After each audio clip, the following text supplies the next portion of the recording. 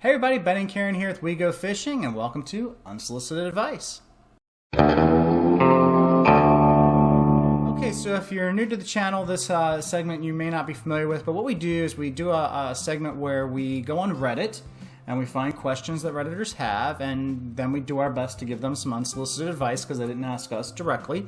But hopefully it's advice that will be helpful to them in answering the question that they have. And this one is regarding circle hooks.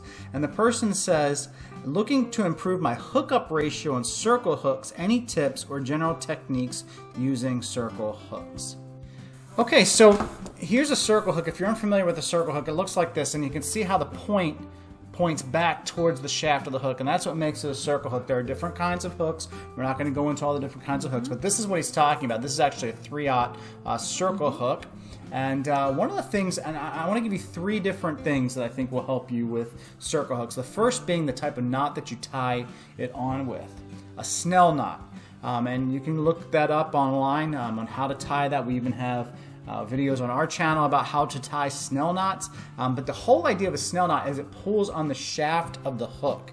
And that is going to improve your hookup ratio. If you tie a regular fisherman's knot, it's not going to have the hookup ratio that you would want. It will pull towards, whatever is biting on it instead of away. And I think that's the biggest thing to improve hookup ratios on circle hooks.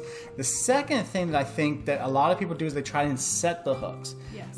That's a habit that for me is very hard to break. They just do it too fast. They don't wait for the fish to completely take it. The fish has to take it, and you're not setting the hook like you traditionally would, where you pick up the line and you pull back on it. A lot of times if you do that, you can pull it right out of the fish's mouth, because a circle hook is designed so that when you pick up your rod, you're just going to crank down on the actual fish, and what happens is that circle hook goes right into the side of its mouth. That's the idea, because it should hopefully prevent things like gut hooking and things like that, although you can still gut hook fish with circle hooks. I know that that's, you're not supposed to say that, but it is the truth of the matter. So the first hint that I would give you would be the type of knot that you're tying. The second would be make sure that you're cranking down and not trying to set the hook. You want a tight line, but you don't want to jerk. Right. And the third thing is what you've already alluded to as well, and that's going to be the tension of the line. You have to keep tension on that line. A lot of anglers are not paying attention to their lines. They have a lot of slack in them, and the fish is going to be able to take that, and it's going to be able to get off with it. So you got to be paying attention to your lines. Also, try not to lower your rod so that you give that.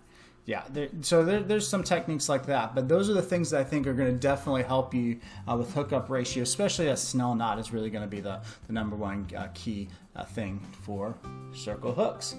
And until next time. May you always catch your limit.